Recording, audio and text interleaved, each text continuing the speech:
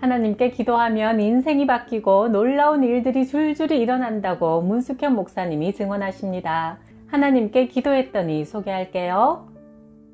내 신학교 동기인 경희는 13살 때 고향을 떠나 서울로 올라와 고학했다. 경희는 공부를 하기 위해 공장도 다니고 남의 집살이도 하면서 고생하여 번 돈으로 저축도 했다. 그렇게 한 푼씩 모은 돈이 목돈이 되었을 때 고등학교 교사의 가정에 들어가 함께 살면서 집안일을 봐주었다. 경희는 저축한 돈을 더 불릴 생각으로 고등학교 교사라는 신분을 믿고 집주인에게 그 돈을 맡겼다. 처음에는 이자를 꼬박꼬박 잘 주더니 얼마 후부터 이자를 주지 않았다. 그러던 차에 경희는 주인에게 맡겨놓은 목돈과 밀린 이자를 한 푼도 받지 못하고 그 집에서 쫓겨났다. 속수무책으로 애를 태우던 경희는 주변 사람들의 도움으로 집주인을 법원에 고소했다. 그러나 재판이 열릴 때마다 경희는 패소를 당했다. 세상에 믿을 사람 하나도 없다 싶자 살고 싶은 마음도 사라졌다. 애통하는 마음으로 하나님께 기도하다가 잠이 들었는데 꿈에 예수님이 나타나 말씀했다. 그 교사의 악한 행실을 내가 모두 카메라로 찍어두었으니 걱정하지 마라. 그 말씀에 큰 위로를 받은 경희는 다음 공판하는 날 법정에 나가 예수님이 하신 말씀을 그대로 증언했다. 당신들이 내 돈을 떼먹고도 재판할 때마다 나를 패소시켰지만 예수님은 당신이 내 돈 떼먹은 것과 나를 학대하고 업신여기고 속였던 그 사실들을 모두 카메라로 찍어 놓았다고 하셨어요. 그날 그 재판에서 판사는 고등학교 교사에게 유죄를 선언하며 경희의 돈을 모두 갚아주라고 판결을 내렸다. 사람은 속일 수 있지만 우리의 모든 삶을 지켜보고 계신 하나님을 속일 수는 없다는 사실을 실감한 경희는 신학교를 졸업하고 지금은 전도사가 되어 하나님을 섬기며 살고 있다. 1981년 새로 이사간 집사님 댁에 신방을 갔다. 집사님이 눈물을 글썽이며 말했다. 전도사님, 글쎄 큰일 났어요. 어렵게 마련한 돈으로 전셋집을 얻었는데 집주인이 빚더미에 올라앉아 이 집이 담보로 잡혔어요. 집주인은 집을 팔아도 빚을 다 갚을 수 없게 되자 사라졌고 채권자들이 한꺼번에 몰려와 난리를 쳤어요. 이 노릇을 어찌해야 좋을지 모르겠어요. 이런 문제는 하나님께 간절히 기도드려서 해결하는 수밖에 없습니다 하고는 3일 동안 매일 찾아가서 3번 간절하게 합심 기도를 드리고 4일째 갔더니 집사님이 맨발로 달려나왔다. 전도사님, 우리 기도가 이루어졌어요. 글쎄 집주인이 어젯밤에 아무도 모르게 몰래 찾아와서 우리 전셋값만은 꼭 갚아줘야 할 것 같아서 왔다며 돈을 주고 갔어요. 그 일이 있은 지 한 달 후 집사님은 같은 가격에 더 좋은 새 집으로 이사했다. 세상사 문제가 많지만 해결책은 기도뿐이다. 1994년 내가 식당을 운영하고 있을 때 기도 중 하나님께서 통장에 든 돈을 쌓아두지 말고 필요한 곳에 나누라는 마음을 주셨다. 돈을 한 푼도 남김없이 찾아서 개척교회 십자가 헌금 30만원, 선교비 100만원, 어렵게 사는 이웃의 과부자매 전세금 50만원, 우리 식당에서 일하는 두 자매 각각 5만원씩 그렇게 각각 분배하여 가방에 넣고 버스에 올라앉으니 마음이 상쾌하고 흐뭇했다. 천국에 갈 때도 이렇게 재산 다 나누어주고 홀가분하게 가야 할 텐데 남을 위해 사랑을 싣고 달리는 내 마음은 한없이 기뻤다. 버스에서 내려 제일 먼저 우리 식당으로 갔는데 막상 돈을 주어야 할 사람을 만나자 마음에 사탄이 들어왔는지 아까운 생각이 들어 망설이고 있자니 예수 믿지 않는 한 자매가 갑자기 이런 말을 했다. 내가 우리 집 옆에 있는 교회 십자가를 볼 때마다 교회 다니고 싶은 마음이 들다가도 예수 믿는 사람들이 싫어서 안 가요. 그들은 입으로는 이웃 사랑을 떠들어대지만 사실 자기 자신만 잘 살려는 욕심쟁이들이더라고요. 예수 믿는다는 사람들의 이기적인 행위를 보고 실망이 돼서 교회 못 갔어요. 나는 그 자매가 꼭 내 마음을 들여다보고 하는 소리 같았다. 나는 가져온 돈을 꺼내주며 말했다. 그래, 너를 실망시킨 신자들도 있을 거야. 그러나 다 그렇진 않아. 예수님께서 네 이웃을 네 몸과 같이 사랑하라고 말씀하셨기 때문에 내가 이렇게 통장에 한 푼도 남겨놓지 않고 다 나누어 주려고 가지고 왔잖아. 만일 하나님이 안 계시고 천국이 없다면 내가 왜 이런 일을 하겠어. 그러니 이제 교회 다니고 예수님 잘 믿어. 하나님을 아버지라 부르는 특권이 이 세상 최고의 권력이야. 자매는 감동을 받고 이번 주일부터 당장 교회 나갈게요 한다. 얼마 안 되는 돈으로 천하보다 귀한 영혼을 얻고 돌아오니 내 마음은 전쟁에 나가 승리하고 오는 개선 장군과 같았다. 아버지, 이것 보세요. 제 통장이 이렇게 텅 비었어요. 아버지가 기뻐하실 일을 했으니 제 생활비는 아버지가 다 채워주세요. 기도드렸다. 며칠 후 비어있던 내 통장에 14년 전 빌려주었다가 떼인 돈 1,000만 원이 갑자기 입금되었다. 돈 빌려간 집사가 말했다. 내가 갚고 싶어서 갚는 게 아니라 하나님이 갑자기 돈을 주시면서 문전도사님 돈부터 갚으라고 하셔서 갚아드리게 된 거예요. 하나님이 주시는 마음에 순종했더니 내 빈 통장을 몇 배로 더 넉넉하게 채워주셨다. 1975년 여고 시절 새 친구와 나는 강원도 철원에 있는 대한수도원으로 놀러갔다. 나보다 먼저 예수님을 열심히 믿은 친구들이 나를 전도하려고 무척 애를 썼지만 나는 마음을 열지 않았다. 그저 강원도에 놀러가는 줄 알고 따라갔다가 전진 원장님께 뜻밖의 말씀을 듣고 돌아왔다. 앞으로 세계를 다니며 복음을 전할 하나님의 종이 되리라. 나는 그게 무슨 소린지 몰라 무시하고 잊고 살았다. 세월이 흘러 결혼하고 30대가 되었을 때 옆집 반장 아주머니가 나를 전도하려고 우리 집에 오셨다. 예수 이야기를 듣는데 머리가 깨질 듯이 아파서 빨리 돌려보내려고 말했다. 제가 주말이면 등산도 가야 하고 남편과 함께 쇼핑도 해야 하거든요. 저도 늙고 한가해지면 그때 교회 다닐 거예요. 그러니 이제 저한테 예수 믿으라는 말은 하지 마세요. 그 후 나는 반장 아주머니 만나기가 부담스러워 언제나 그 집을 피해 다른 길로 다녔다. 그 후 내 신경에 이상이 생기기 시작했다. 갑자기 가슴 깊은 곳에서 불덩어리 같은 게 치솟아올라 울렁거리고 정신이 혼란해 미칠 것 같았다. 가슴을 쥐어뜯고 머리를 두 팔로 감싸안은 채 밖으로 뛰어나가 맑은 공기를 쐬어도 더욱 미칠 것만 같은 증상이 계속되어 서울대학병원에서 검사를 받았지만 아무 이상이 없었다. 중앙의료원, 성모병원, 고려병원, 노덕삼 심장내과, 조광현 내과 등 서울 장안의 유명한 병원, 한의사를 다 찾아다니며 3년 동안 이약저약 먹다 보니 위장이 굳어 수축작용을 전혀 못하는 위무력증에 빠져 살 소망이 없어졌다. 죽도 못 먹고 링거로 연명하는 처지가 되었다. 다정한 남편, 사랑스러운 아이들, 넉넉한 재정, 그 모든 것에 관심이 사라지고 내 마음은 허공을 헤맸다. 이 세상은 어떻게 만들어졌을까? 사람은 왜 태어나고 왜 영원히 살지 못하고 죽어야 할까? 이 세상은 언제까지 존재할 것인가? 아, 허무하다, 허무해. 세상 만사 모두 허무해. 흐르는 눈물을 닦으며 밤잠을 설쳤다. 마음의 고통이 육신의 고통보다 더 크게 부딪혀온 어느 날 수면제를 한 움큼 입에 털어넣고 영원한 잠을 청했다. 꿈속에 나타나신 예수님의 몸이 얼마나 컸던지 하늘을 빈틈없이 가득 메웠다. 나는 얼른 예수님 앞에 무릎을 꿇고 앉아 예수님 저의 죄를 용서해 주세요 하고 빌었다. 내 죄가 무엇인지도 정확히 몰랐지만 무조건 내 죄를 용서해 달라고 빌다가 꿈이 깼다. 나는 길 건너 사당동 신일교회로 엉엉 울면서 뛰어갔다. 그때 마침 수요 예배 중이었고 내가 예배를 드리고 집으로 돌아올 때는 몸도 마음도 가뿐해졌다. 다음 날부터 나는 새벽 기도를 나가기 시작했고 하나님께 한 가지 서원을 했다. 당시 과장으로 일하던 남편이 부장으로 진급되면 꼭 남편과 함께 교회에 나가서 등록하겠다고 기도했는데 3일 만에 정말 남편이 승진했다. 뜻밖의 빠른 기도 응답에 너무 놀라고 기뻐서 남편에게 말했다. 당신 이번에 승진한 건 다 하나님 덕분이에요. 내 기도 응답이라고요. 그러니 나와 함께 교회 나가요. 1975년 당시 남편 월급이 24,000원일 때 나는 건축원금 100만 원을 작정했다. 내 힘으로는 단 한 푼도 마련할 능력이 없었지만 그냥 그렇게 하고 싶었다. 내 마음은 이상하리만치 전혀 염려가 되지 않았고 그 달에 남편이 더 좋은 직장 국제그룹으로 전근하여 월급이 크게 올라 건축원금을 낼 수 있는 기적이 일어났다. 나는 신앙생활이 너무나 재밌고 신이 나 교회의 모든 모임과 구역예배, 봉사활동, 선교활동, 성경 공부 등에 빠짐없이 참여했다.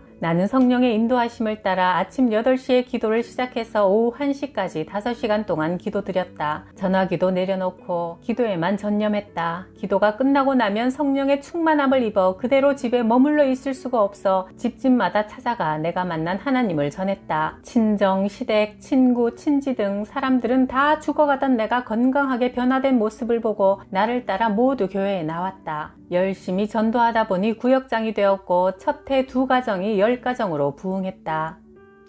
내가 성경대로 살지 않았을 때 하나님은 기록된 말씀대로 고난을 받게 하셨다. 너는 남의 빚에 보증을 서지 말라. 만일 갚을 것이 없으면 네가 누운 침상도 빼앗길 것이라. 잠언 22장 26, 27절. 남의 보증이 되는 자는 손해를 당해도 보증되기를 싫어하는 자는 평안하리라. 잠언 11장 15절. 지혜 없는 자는 이웃의 보증이 되느니라. 잠언 17장 18절. 20년간 소식을 모르고 지낸 중학교 동창이 느닷없이 도움을 요청해왔다. 얘 아무리 생각해봐도 나를 구원해줄 사람은 너밖에 없어. 자존심 팍 죽이고 너한테 구원을 요청하는 거야. 네가 나를 좀 도와줘. 그 문제를 하나님께 기도로 물었더라면 좋았으련만 나는 그만 인간적인 정에 끌려 빚보증을 서주게 되었다. 그 일이 발단이 되어 우리 집에는 돌풍이 불기 시작했다. 집과 가게, 목장이 빚으로 다 넘어가 버렸고 빚독촉장이 7년 동안 계속 날아왔다. 더 이상 갚을 재산이 없게 되자 우리는 살던 집마저 팔게 되었고 결국 성경 말씀 그대로 매일 누워 자던 침대마저 빼앗기게 되었다. 나는 날마다 어떻게 해야 고통 없이 죽을 수 있을까 궁리하며 나 스스로 목숨을 끊는 죄를 범하고 싶진 않았지만 세상에 대한 미련이 조금도 없었다. 마룻바닥을 치며 하나님을 향해 주여 저에게 살 소망을 주옵소서 하며 비명을 지르고 있을 때 초인종이 울렸다. 교회에서 목사님이 예고도 없이 신방을 오셨다. 나는 부끄러움을 무릅쓰고 목사님께 내 어려운 처지를 모두 쏟아놓았다. 문전도사 하나님께서 더 큰 일꾼을 만들어 쓰시기 위해 이런 시련을 허락하신 것이니 조금만 더 참고 기다리면 놀라운 방법으로 해결해 주실 겁니다 하셨다. 나는 깨달았다. 생명의 주인은 하나님이시며 내가 살고 싶다고 사는 게 아니라 죽고 싶을 때 죽을 수 있는 것도 아니라 하나님께서 살 수 있도록 소망을 주셔야 살 수 있으며 데려가셔야 죽을 수도 있다는 것을. 풀무불과 같은 뜨거운 연단 속에서 나는 계속 기도로 비명을 질러댔다. 대한민국에서 발을 뜨게 하사 나를 다른 땅으로 옮겨주옵소서. 비명의 마지막 말이 끝나기도 직전 우체부가 이민 허가서를 전해주고 갔다. 1년 후 우리는 미국행 비행기를 타고 미시시피 걸프 포트에 도착해 다음날 곧장 교회를 찾아갔다. 그 교회에서 댄 목사님께 난생 처음 예언 기도를 받았다. 딸아 언덕을 넘고 또 넘어 여기까지 왔노라. 이제는 언덕을 다 넘었으니 앞으로는 기쁨과 평안이 있을 것이며 내 안에서 기뻐 뛰며 춤을 출 것이라. 나는 그 말씀을 들으며 서러움에 복받쳐 펑펑 울었다. 댄 목사님은 내 머리와 가슴과 배를 손으로 짚어가며 이곳에 병을 얻었으나 주님께서 모두 고쳐주실 것이라 했다. 나는 환란의 폭풍우를 지나는 동안 신경성 위장병, 고혈압, 만성간염이라는 병을 얻었다. 많은 성도들이 보는 앞에서 예언을 듣고 우는 나에게 목사님이 다시 말했다. 기도가 다 떨어져 버리고 없으니 다시 기도를 많이 하고 중단한 전도사 사역을 새로이 시작하세요. 보건소에서 검사한 결과 내 병들은 사라지고 없었다. 나는 댄 목사님께서 들려주신 예언의 말씀을 통해 살아계시고 나를 속속들이 아시는 하나님을 체험하고 이민 간 지 4개월 만에 1989년 한국으로 다시 돌아와 서울 봉천동 달동네의 작고 가난한 교회에 무보수로 봉사하기로 하고 전도사로 들어갔다. 목사님께 물었다. 구역예배는 언제 드려요? 우리 교회는 구역예배가 없어요. 구역예배 드릴 사람이 있어야죠. 교인들이 몇 명 되지도 않지만 여자들은 낮에 전부 나가서 식당 종업원이나 파출부, 봉제 공장에 다니며 일을 해야 하고 남자들은 대부분 하루 벌어서 하루 사는 노동자들이라 쉬는 날이 없으니 구역 예배 드릴 시간이 없습니다. 그러다 보니 성도들의 신앙 상태도 만사가 부정적이고 소극적인 고정관념에 꽉 묶여 있었다. 그들은 열심히 기도하고 성경을 배우고 전도하여 교회를 부흥시키거나 잘 살아보자는 소망이 아예 없었다. 그저 하루하루를 그럭저럭 때우면 된다는 생각으로 안일하게들 살았다. 교회에 새 신자가 들어와 분위기가 바뀌는 것을 싫어했으며 늘 보던 사람들끼리 교제하며 부담 없이 신앙생활 하기만 원했다. 내가 보기에 그들은 죽었다가 다시 사신 부활의 예수님을 믿는 것이 아니라 죽어서 무덤 속에 남아있는 예수님을 믿는 것 같이 보였다. 만왕의 왕으로 오셔서 마귀가 가져다준 죄, 질병, 가난, 죽음의 문제를 해결하시고 부활 승천하셔서 하나님 보좌 우편에서 우리를 여전히 돕고 계신 예수님, 성령을 보내어 예수님의 증인이 되도록 능력을 주시는 하나님을 믿는다기보다 힘든 세상에서 같은 처지에 있는 자들끼리 일주일에 한 번 만나 위로하고 교제하며 적당히 일주일에 한 번 예배드리는 것에 만족하는 자들이 안타까웠다. 얼마 후 어느 여집사가 내게 말했다. 우리 교회 분위기와 목사님 설교가 너무 답답하고 힘이 없어서 꼭 질식해버릴 것 같아요. 목사님이 좀 더 성령 충만한 설교와 뜨거운 기도로 예배를 인도하면 좋겠는데 절대로 변화가 없어요. 내가 목사님께 그 사실을 말씀드렸다. 목사님, 우리 이제 매주 기도회도 하고 구역 예배도 하면서 성령 충만한 교회로 만들어요. 그러면 교회가 부흥되고 성도들도 좋아할 겁니다. 목사님이 힘 빠지는 대답을 했다. 그건 다 핑계예요, 핑계. 자기들이 열심히 하지 않으면서 목사 탓, 교회 탓만 하는 겁니다. 나는 그날부터 매일 오전 10시부터 오후 5시까지 교인들의 집을 하나하나 찾아가 신방했다. 돈벌이 나가고 텅 빈 집에는 문에 손을 얹고 평안과 축복을 빌고 돌아왔다. 그렇게 교인들을 한 사람 한 사람 모아서 구역 예배를 시작했다. 건설 현장에서 밥을 팔던 집사님이 그날은 식당 문을 닫고 구역 예배에 참석했고, 파출부 다니던 집사님도 휴가를 내어 참석했다. 처음 구역 예배를 드린 집은 가난과 질병에 못 이겨 자살을 시도했다가 살아난 젊은 집사님 댁이었다. 한 평 남짓한 사글세 방에 아들 넷이 바글바글했다. 예배 드리는 동안 하나님께서 이 가정을 불쌍히 여기시고 은혜 베풀어 주시기를 뜨겁게 기도드리고 찬송하고 나자 집사님이 말했다. 예배 드리니까 살 것 같아요. 마음이 가볍고 기뻐요. 구역 예배 드릴 사람이 한 명도 없다던 목사님 말씀이 무색할 정도로 날마다 교인들이 모여들어 10명, 15명이 넘어갔다. 처음에는 냉수 한 잔 내놓지 않던 사람들이 2달쯤 지나자 가는 집마다 하나님께서 우리를 이렇게 축복해 주셨어요. 우리가 합심하여 드린 기도에 이렇게 놀랍게 응답해 주셨어요. 앞다투어 간증하며 상다리가 휘어지도록 음식을 차려 기쁘게 대접했다. 예배, 기도, 전도에 성령의 불이 붙자 소극적인 생각이 적극적으로 변하고 작은 믿음이 큰 믿음으로 변했다. 해봤자 소용없다던 그들의 사고방식이 이제는 기도하면 된다는 긍정적인 사고방식으로 바뀌었다. 나는 그때를 놓칠세라 매주 화요일 교회에서 성경 공부도 시작했다. 성경 공부가 끝나고 나면 전도지를 들고 나가 전도했다. 새신자들이 몰려오자 집사 한 사람이 제가 강대상 뒤 낡은 휘장을 새로 해놓겠어요 하고 자원했다. 어떤 이는 카페트를 새 것으로 바꾸고 성가대복도 맞춰놓고 커튼을 깨끗이 빨아놓으니 새 교회같이 산뜻하고 아름다웠다. 한 구역이 2구역, 3구역으로 늘어나고 엉성하던 주일 예배 자리가 빽빽하게 채워졌다. 목사님은 목회 30년 만에 가장 크게 부흥했다며 기뻐서 어쩔 줄을 몰랐다. 교회 분위기가 날로 좋아지고 성령 충만해졌다. 우리가 예배에 집중하고 교회와 하나님을 섬기는 자세가 온전해지자 교인들의 가정에도 큰 변화가 일어났다.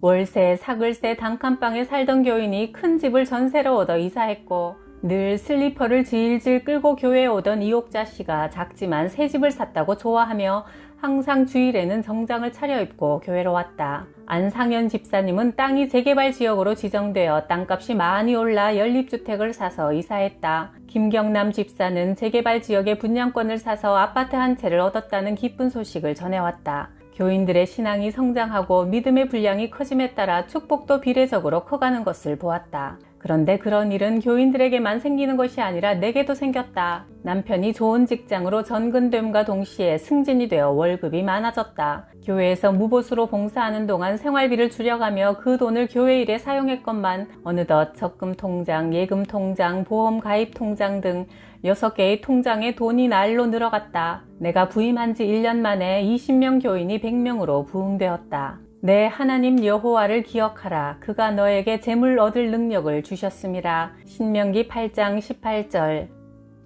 강남중앙침례교회 부흥집회에 참석했다. 4일간 하루 3번씩 집회가 열렸는데 다른 전도사님과 내가 교대로 사회를 보았다. 집회의 마지막 설교가 끝난 후 목사님이 갑자기 내게 간증을 하라고 하셨다. 머리를 짜내어 궁리해 보았으나 도무지 간증할 만한 것이 없어 큰 걱정을 하며 기도하니 하나님이 말씀하셨다. 9년 전 네가 나에게 전 재산인 다이아몬드 반지를 바친 후 내가 너에게 축복을 100배나 해주었는데 왜 간증할 것이 없느냐. 9년 전 친구의 빚 보증을 잘못 썼다가 재산을 모두 잃었을 때 내가 애지중지 여기던 1캐럿짜리 다이아몬드 반지 1개가 마지막으로 남아있었다. 그 반지는 비상시에 팔아서 두 아이 학비로 사용하거나 쌀을 사 먹어야 할 만큼 요긴한 것이었다. 그래서 고이 잘 간직하고 있었는데 기도 중 하나님께서 말씀하셨다. 안성 수도 침례 신학교에 나무를 심으라. 나는 그 음성을 듣고 즉시 반지를 팔아 그 신학교에 정원을 만들고 나무를 심었다. 그 후 그 사실을 까맣게 잊고 바쁘게 살았다. 그러던 어느 날 골방에 들어가 이런 기도를 드렸다.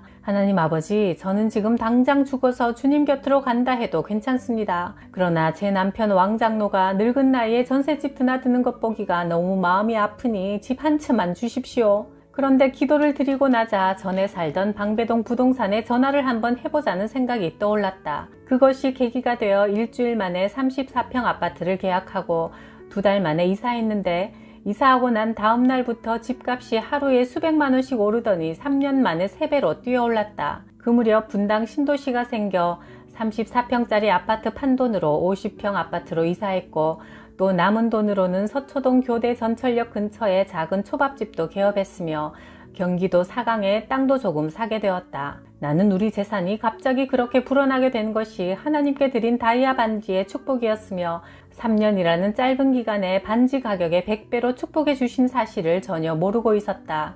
나는 집회 마지막 날 밤 성도들 앞에서 그 모든 일을 간증했다. 그러나 100배나 주신 재물의 복보다 더 큰 복은 주님이 내 안에, 내가 주님 안에 거함으로 주님과 영원히 하나가 되어 사는 복이다.